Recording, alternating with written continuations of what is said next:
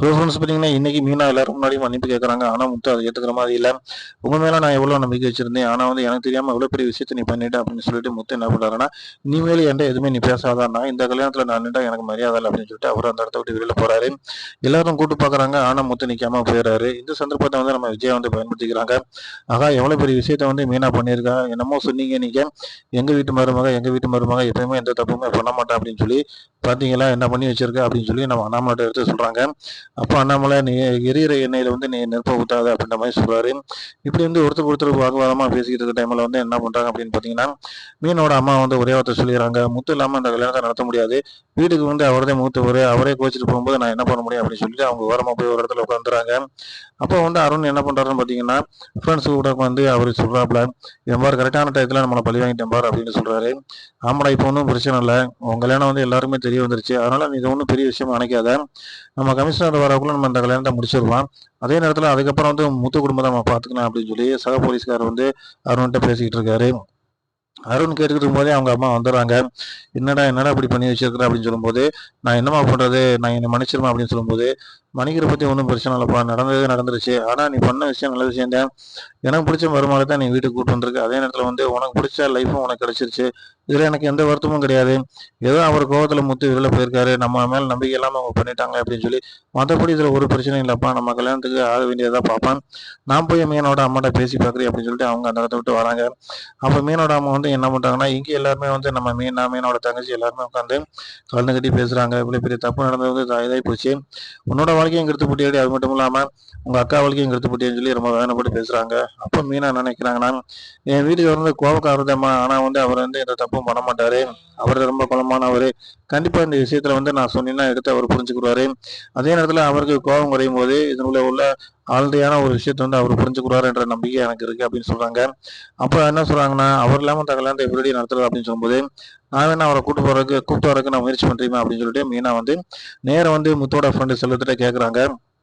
பார்ல நம்ம முத்து போய் சேர்ந்து உட்காந்துறாரு, உட்காந்து தண்ணி அடிக்க ஆரம்பிச்சிடறாரு.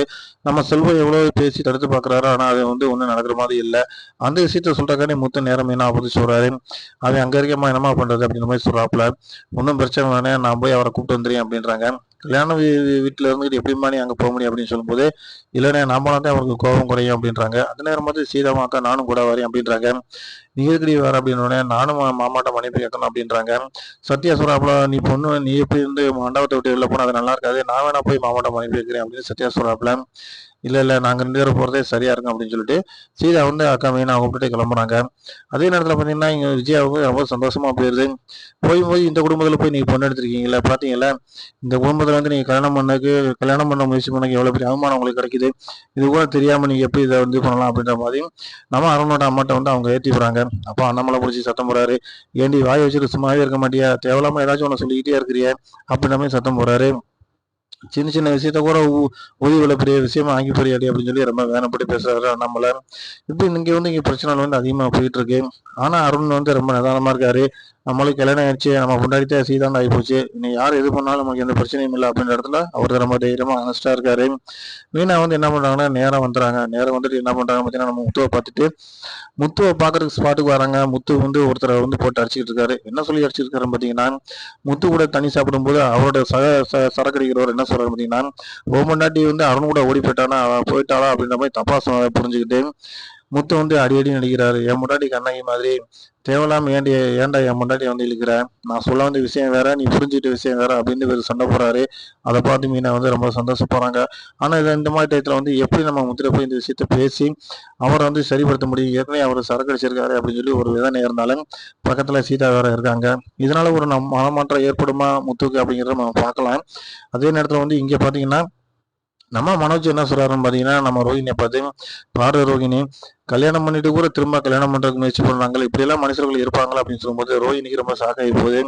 நம்மளுக்கு கல்யாணம் ஆகி ஏற்கனவே குழந்தை இருக்கிறத நம்ம மனோஜ்கிட்ட எப்ப சொன்னா இப்ப இந்த பிரச்சனை தீரும், இந்த சின்ன விஷயத்தவே இவ்வளவு பெரிய ஷாக் எடுத்து பேசுறானே, தேவையில்லாம நம்ம விஷயத்தை வெளியில வந்தா நம்ம கூட வாழ்வானா அப்படின்றது ரோஹிணிக்கு ஒரு பயம் இருக்கு.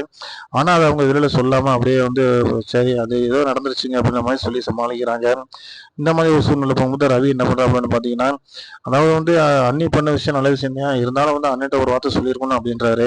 அதுக்கு ஸ்ருதி இதுல என்னடா இருக்கு, நான் அன்னைக்கு இதை பத்தி தானே சொன்னேன், ஒரு ரிஜிஸ்டர் மேரேஜ் பண்ணிக்கிறது தானே சொன்னேன், அது வந்து மீனா நம்மளுக்கு முன்னாடியே பண்ணியிருக்காங்க, ஆனா அந்த விஷயத்த அவங்க சொல்லல அவங்க நம்மகிட்ட அப்படின்னு சொல்லும்போது, ஆமா ஆமா அவங்க நம்மகிட்ட சொல்லாம விட்டாங்க அப்படின்னு சொல்லிட்டு நம்ம அருண் வந்து ரவி வந்து பேசிட்டு இருக்காப்ல. இப்ப வந்து கல்யாண மண்டபத்துல பாத்தீங்கன்னா ஒருத்தருக்கு ஒருத்தர் தன்னுடைய கருத்துல வந்து பரிமாறிக்கிட்டு இருக்காங்க. கல்யாணம் நடக்காம அப்படியே நின்றுகிட்டு இருக்கு. முத்து ஸ்பாட்டுக்கு வருவாரா, முத்துவை சமாதானப்படுத்துவாங்களா அப்படிங்கிறது ஒரு கேள்விக்குறியா இருக்கு. கண்டிப்பா அப்படியே முத்து வந்தாலும் தண்ணி போட்டதோட தான் வர முடியும். இந்த மாதிரி ஒரு சுச்சுவேஷன்ல அருணுக்கும் சீதாவுக்கும் கல்யாணம் நடக்குமா அப்படிங்கிறத வந்து நம்ம தொடர்ந்து பார்க்கலாம். ஃப்ரெண்ட்ஸ், அதே நேரத்தில் வந்து உங்களுடைய பிரச்சனைகள் எதா இருந்தாலும் நம்ம வீடியோவில் வந்து நீங்கள் வந்து கமெண்ட்ஸ்ல பதிவு பண்ணுங்க. கண்டிப்பாக அதுக்கான சொல்யூஷனை வந்து நம்ம கண்டிப்பாக கொடுக்க முடியும். அஸ்ட்ரோ மூலியமாகவும் நம்மளால கொடுக்க முடியும். தொடர்ந்து நம்ம சேனலை பாருங்க, லைக் பண்ணுங்க, ஷேர் பண்ணுங்க, சப்ஸ்கிரைப் பண்ணுங்க.